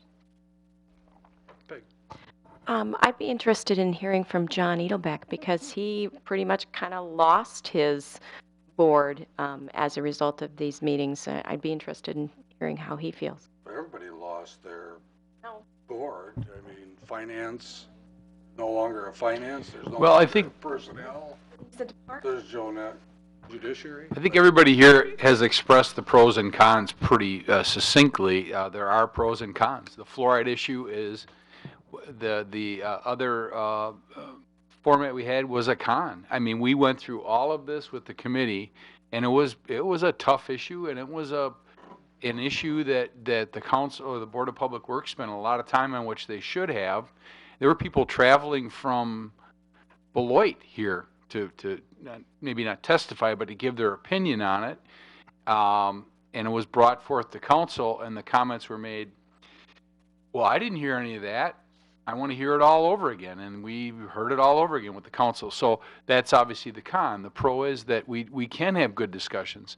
I can talk with 5 alderpersons, and we could talk about capital equipment and really talk about, what's needed and what we need to replace and what's upcoming, and so I think everybody has identified pros and cons that are clearly out there.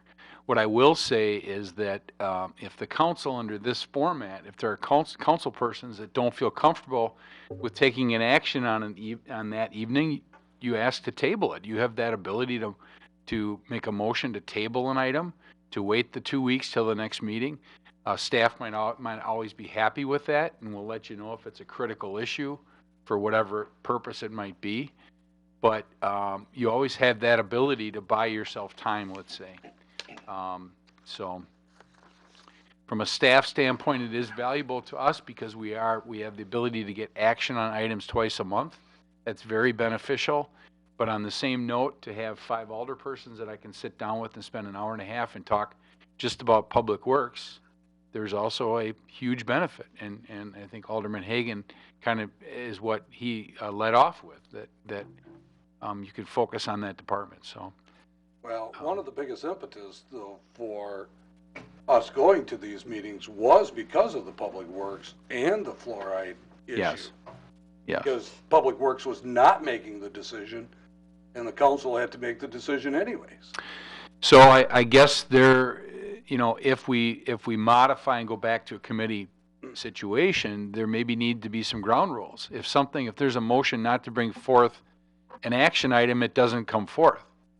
That might be one rule that the council could implement. In other words, you can't bring forth a recommendation to talk about something without a recommendation. The other is that you do have to put some trust in that committee. There's 5 alderpersons that dealt with an issue.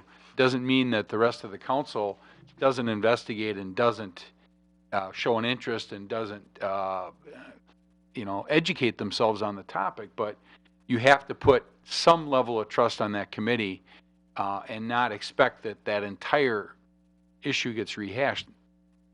That was the downfall of the committee, really the downfall of the committee level, I think, that what brought us to this point. A couple things that I am hearing, though, if we stay with the 2 meetings a month, one, Scott, and I think you make a very valid point, Scott, is that you're getting a packet on Friday, and Tuesday you're already having to make decisions on that. Now you have the whole weekend and you have Monday and all of Tuesday to do that, but do we need more time? And that might be something that we look at. Now, the downside of that is let's say we cut everything off on Monday and Sandy has to get the packet out to you on Tuesday, then we miss the rest of the week and the following week of information that would have to go a whole nother 2 weeks before we would act on those items. Okay? I mean, that would be the one, but we could change the cutoff date so that the packet did come out at an earlier date. I think we could do that. That would be the one issue, right? I mean, what else? Sandy, you're smiling, but yeah. Just smiling, thinking about Fridays. Yeah. They're rushed, and now it would be a Tuesday rush. Yeah, instead. I mean, it would just be a different day, and it would give you more time. The other thing, too, that I'm hearing from the chief, too, and I struggled with this at the beginning, and I think we need to look at this again, too. If we look at the consent agenda. Now, remember, when we started the consent agenda, if it was a unanimous vote of the committee level, then it went on the consent agenda, and we voted on it with one vote, right? Remember that? Well, now we don't have the committees. So what's the importance of the consent agenda now? Maybe we don't have a consent agenda anymore. Maybe it all goes to the regular agenda. Maybe that helps. Because I see with this operator's license here, license report number 1222, yeah, that was grouped with all of the other consent agenda items on here, where at judiciary, that would have been a separate item. And I think maybe that would help there too. you know, the time issue, I don't know how to answer that because I don't think we are spending more time. I think we're spending less time, to tell you the truth, because when you figure in travel time and meeting 4 different times plus your other committees and so on, I just don't see us. And you know, this is the longest council meeting we've had in quite a while. I mean, we've been out of here in less than an hour a couple times in the last 2 months, so we've had some fairly short council meetings. Well, Mayor, the city hasn't had much money to spend either. True. I don't know how to answer that one. Just one more comment. One more comment on a personal level. I don't know how the rest of the councilmen feel, but when I was on various committees, I had a better feel of how this city was running and each, you know, finance and judiciary. I felt more in tune with it than I do now because you were on, you know, I was on judiciary, I was on public works and there's other ones, you know, we're all on a lot of them. I don't know how they all, rest of you felt, but I felt more in touch with how the city was functioning when that was on. Probably because you heard it twice, Scott. We can repeat it twice now for you. Can we go back to that I don't time know. thing? I get it. You asked for opinions, here's Yeah, my opinion. I get it. I don't think we're talking enough, but maybe we talk too much. Right. Yeah, I get it. I understand that. I feel that too when we talk about some items. Maybe we don't have enough discussion on that, and I understand that. And we might need to open that up, but that means we're gonna have more time that we'll have to spend if we do that. I do believe that the majority of the people, 1, 2, 3, 4, 5, and then, I get to speak for Deb too, because she's in favor of the 2 council committee meetings, right, Deb? That's what it says on here, so. So there are 6 people that are in favor of that, and Jillian, of course, basically abstained, so, as of now. But I do think there's some things that we can do to try and make it better, okay? And those were a couple things that we talked about tonight, so we'll try to bring those forward as we go into the next few meetings and so on. And then we'll look again at this in the future too and see how that goes. All right? We got those packets out on Wednesday, even, you know, so you 6 days to look at it. Once you got into the flow, I think things would get to Sandy in time to get them out. I don't know, busy or Wednesday, whatever day you pick, but right now, for the first couple meetings, it would be a rat race, and you might get caught behind. Once people get into the rhythm, you'll just automatically get your stuff prepared ahead of time. Yeah. The other thing that always concerned me a little bit too about that too is that, and I know we can't stop that sometimes, but a lot of times we get handouts the night of the meeting. So we have no time, you know, no time to really do any research on those things either. So we need to avoid that as much as we can also. I think if you were to get the packets out sooner, you may see that committees can't be seen at that second council meeting. For a library board, we'll be meeting on Tuesday of next week, and to get the minutes and everything ready to get to Sandy by Friday is a struggle now. To have it the next day would be impossible. So I think you would see that the shifting of some of where those reports would be on the first rather than the third. Yeah, we might have to split them up is what you're saying, yeah. Could I ask what the council would like to see from us as department heads? I mean, we throw out our department reports. Is that what you want to see? That one meeting, those packets are 250 pages long. I know mine's probably 12 pages. Do you want to see less? Is the council overwhelmed by 250 pages to have to review in a few days? I mean, are we producing the documents that you want to see in our monthly reports? Or if you're not reading them, do you want to see less? What is it you want from us? Because I think we all, as individual department heads, prepare our own report on what we think you want. Do you know what I'm saying? I mean, is this, like, my monthly report, is that what you want to see? Do you want to see those statistics? Do you only want to see my one-page memo summary? Would that help? Like I said, we're just doing it from what we think you want to see. Is it what you want to see? Comment? Chief? From the chiefs? I enjoy seeing all the statistics on yours. I would like to continue to see what you provide us. No, I think the content has been fine. I'm not, I don't feel shortchanged in any way. And, I mean, some of those meetings where we have 250 pages or more to review, it's a struggle, but, you know, we can get through it. Are we getting our due diligence? So I guess my end point is that when a big topic comes up, are we giving it enough thought, or is it just kind of getting described here and then we got to spur the moment? That's my crux, I guess. In committees, maybe we talked about it more. I don't know. Well, if we talk about the case of the operator's permits, for example, I think we rely on the chief to let us know if there's a problem with the application. And he's never been reticent about that. I mean, we find out about these things at the meetings. And so I'm comfortable voting on those issues as part of a consent agenda because the chief is going to pull it out or ask for it to be pulled out if there's something wrong with it. So I don't see any problem with those issues. Anybody else on the chief's comments? I like the full report. I think it's beneficial. If it is 300 pages, I only read that once before last month's meeting, or this time I got to read this thing 2 or 3 times, and it was because it's only 49 pages. So this is a hard thing to do. With things on the weekend are gone. I get it all read by Monday. These people work too, so. Well, I can tell you for my staff report, or for my council report, that's coming right off my staff report and our staff agenda. We meet once a month or so.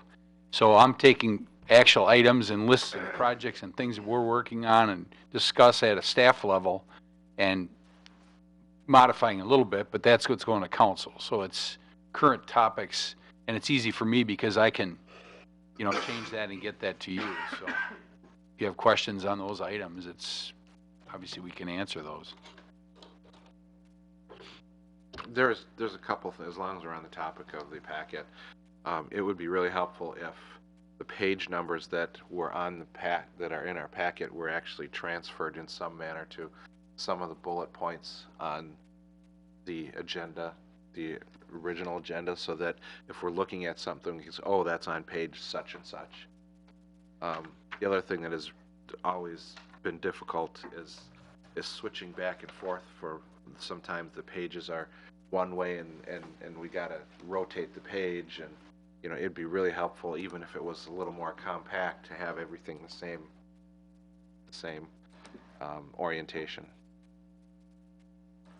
Would it be easier to see it up here, Paul, on a screen, or bigger screen? Doesn't really matter. I mean, I can increase the screen size. It's just that Guess I was yeah, sort of yeah. thinking if there was an item gets up there when we're talking about. Yeah. Peg, go ahead. In preparing the library board packet, I use a Adobe Professional, and I find that I can rotate those things and save them in a way that is very readable and very searchable, rather than scanned items that are now just images. So maybe looking at a software change could make that an easier, more searchable document. Yeah, I agree. We've talked about this at a staff level, that the scanned items lose clarity and are unreadable at times. So I know that's something that Henry, I know, will have to work with Sandy on, that we've talked about staff-wise. Anything else? Discuss. We're okay? So for the time being, we'll take recommendations that you had given us, and we'll see if we can work with those. We'll let you know how those work for you. I hope that all of you don't take what Paul Hagan said to, if you want something on the agenda, you obviously, all you need to do is come to the city clerk's office and ask for an item to be on that agenda. I don't remember ever not putting something on the agenda And I think staff hopefully feels comfortable with putting, even if I don't agree with what they're doing, I think those items do get on the agenda. So, all right, let's, just one communication, and on your desk tonight was the volunteer day. John, you just want to touch on that? This is our annual workday, River Ridge Trail Workday. I encourage all elected officials to attend, staff, those listening on TV.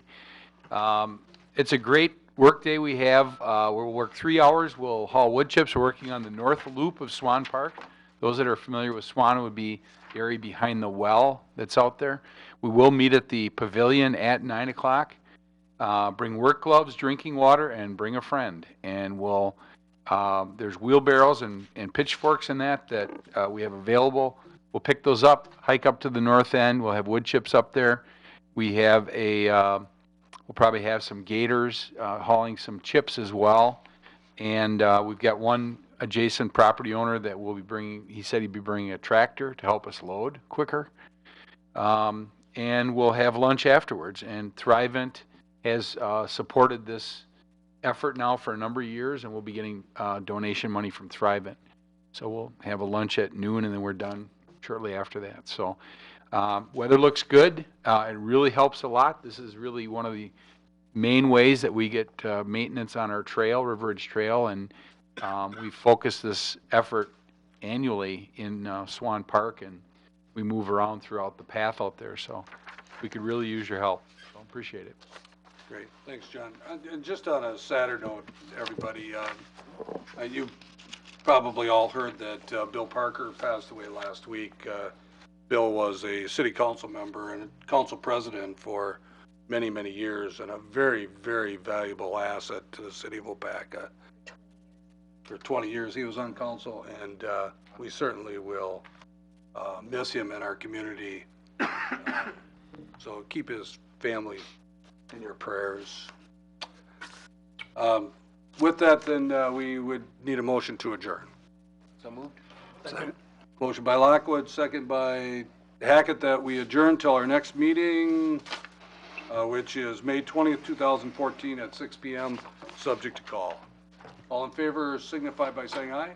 Aye. Against, motion carried. We are adjourned at 8:15 p.m. Thanks, everybody, for attending and watching. I was wrong, John.